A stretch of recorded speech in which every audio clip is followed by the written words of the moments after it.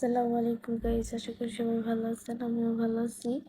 So কিছু কথা যেটা হচ্ছে গিয়ে, হ্যাঁ, মানুষ মাত্র ভুল হয়। আমি রাগ করে তানিয়ার সাথে আমাদের পার্সোনাল যে ঝামেলাটা, এটা অনলাইনে নিয়ে চলে আসছি, অনলাইনে এনে ভেজাল করছি ওদের সাথে। কথা হচ্ছে, আমি রাগের মাথায় অনেক কিছুই বলছি, ওর ফ্যামিলিকে ছোট করছি, ফ্যামিলি টানছি আমাদের এই সমস্যার মাঝে। সো এগুলো করা আমার উচিত ছিল না, তারপরেও আমি যেহেতু করে ফেলছি, আমি সত্যি অনেক লজ্জিত। আমি ফ্যামিলি টানতে চাই নাই, আমি সবার কাছে ক্ষমা চাইতেছি।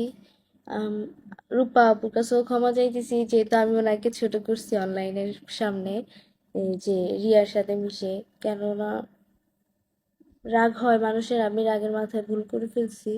আমাকে সত্যি ক্ষমা করে দিবেন, এরপর আর কখনো এরকম হবে না। আর কথা হচ্ছে, হ্যাঁ, আসলেই আমার ফ্যামিলি টানা একদম উচিত ছিল না।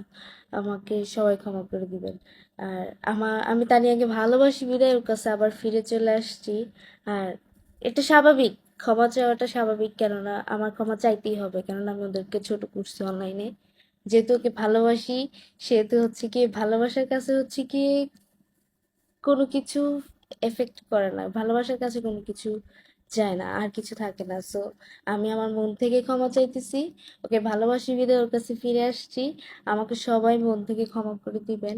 আর যেগুলাই করছি ওগুলো আসলেই অনেক রং ছিল, আমি আমার ভুল বুঝতে পারছি। সবাই আমাকে ক্ষমা করে দিবেন।